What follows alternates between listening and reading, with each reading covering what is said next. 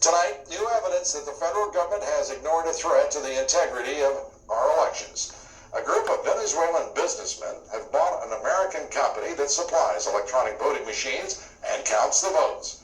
But your government didn't even review the sale. Who should worry about democracy? Kitty Poker reports.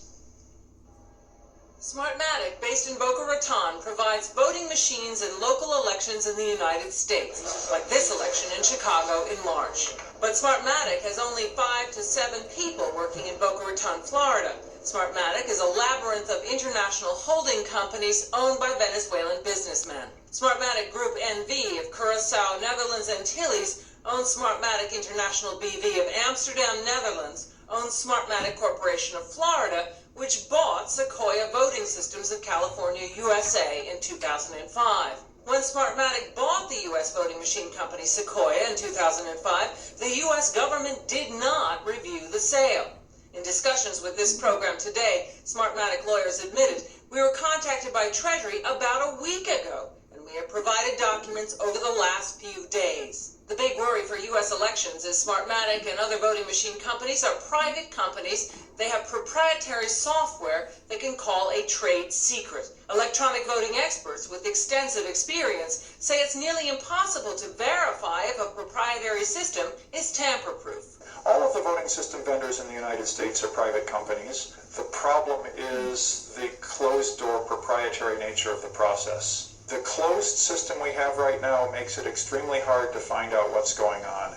And that means that should a thief get in a position of power, we would never know. Some voter watchdog groups and others in Congress are calling for a full review and say the ownership of all electronic voting companies should be reviewed to determine if it poses a risk to U.S. elections. The U.S. Treasury Department today would not confirm or deny if a so-called CFIUS review is underway on Smartmatic.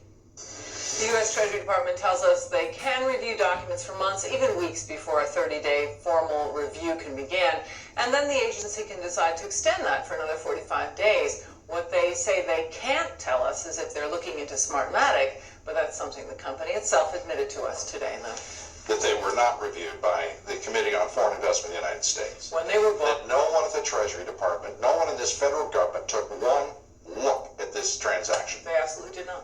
And meanwhile, the election people in the federal government have no concept of who they're doing business with, how in the world it'll work, whether or not they can assure us that this election in midterms in nearly every state is accurate and verifiable.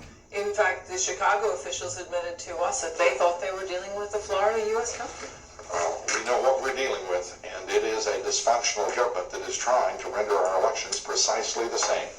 Kitty, thank you very much, as we will continue reporting on what is an outright threat to our democracy, to the integrity of our voting system,